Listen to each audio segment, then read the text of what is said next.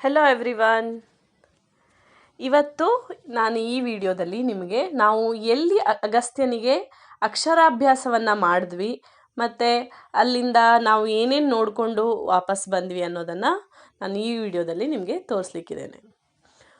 ನಾವೊಂದು 6 ಗಂಟೆ ಸುಮಾರಿಗೆ ಮನೆಯಿಂದ ಹೊರಟು ಮೊದಲನೇದಾಗಿ ನಾವು ಶೃಂಗೇರಿಗೆ ಹೋದ್ವಿ. ಅಲ್ಲಿ ಆಗಾಗಲೇ ಸುಮಾರು ಕ್ಯೂ ನಿಂತಿತ್ತು ಅಕ್ಷರಾಭ್ಯಾಸಕ್ಕೆ. ಎಲ್ಲರೂ ರೆಡಿಯಾಗಿದ್ದರು. ಸೊ ನಮಗೆ ಕೂಡ ಬೇಗ ಅವಕಾಶ ಸಿಕ್ತು. ಅಲ್ಲಿ ನಾವು ಅಕ್ಷರಾಭ್ಯಾಸವನ್ನು ಮಾಡಿಸಿ ಶೃಂಗೇರಿ ಶಾರದಾಂಬೆಯ ದರ್ಶನವನ್ನು ಪಡೆದುಕೊಂಡ್ವಿ. ತುಂಬ ಖುಷಿಯಾಯಿತು ಅಲ್ಲಿ ಅಕ್ಷರಾಭ್ಯಾಸವನ್ನು ಮಾಡಿಸಿದ್ದು.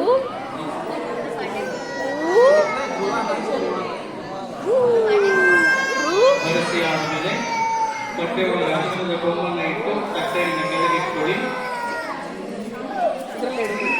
ಪ್ಲೇಟ್ ಕಿತ್ತಬಟ್ಟೆ ಸೇರಿ ಅದರ ಪುಷ್ಪವನ್ನು ನಾನು ನೋಡಿದ ಮೊತ್ತ ಪಟ್ಕೊಂಡು ಸ್ಲೇಟ್ తీసుకొని ಅದೇ ಒಳಗಡೆ ಕೂತ್ಕೊಂಡು ಸ್ಲೇಟ್ ತಗೊಳ್ಳಿ.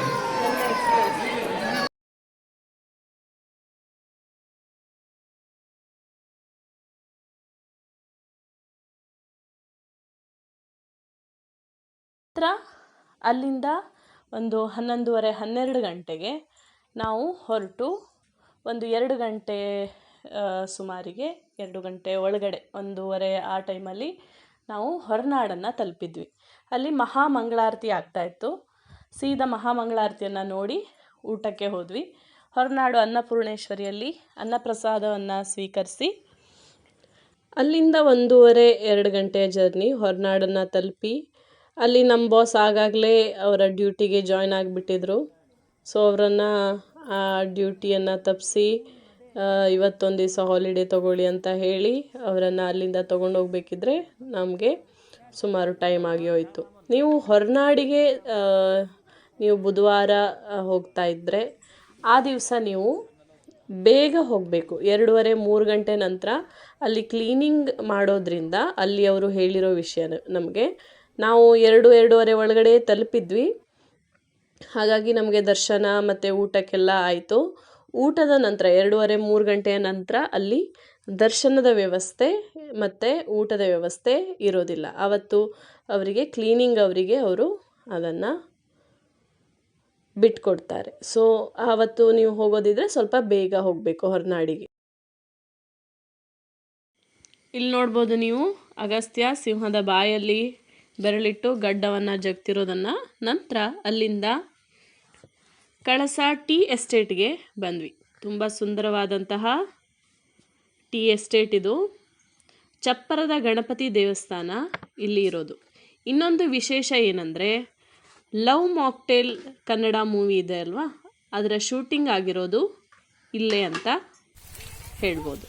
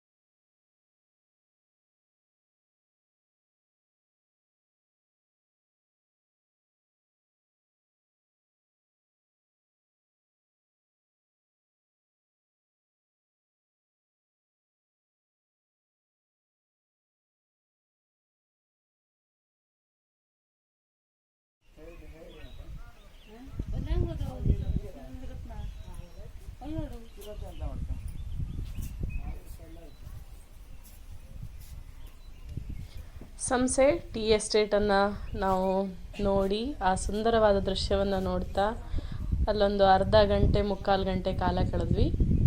5:05ವರೆಗೆ ಅಲ್ಲಿಂದ ಹೊರಟ್ವಿ. ನಾವು ಕುದುರೆಮುಖ ರೋಡಲ್ಲಿ ವಾಪಸ್ ಬಂದ್ವಿ.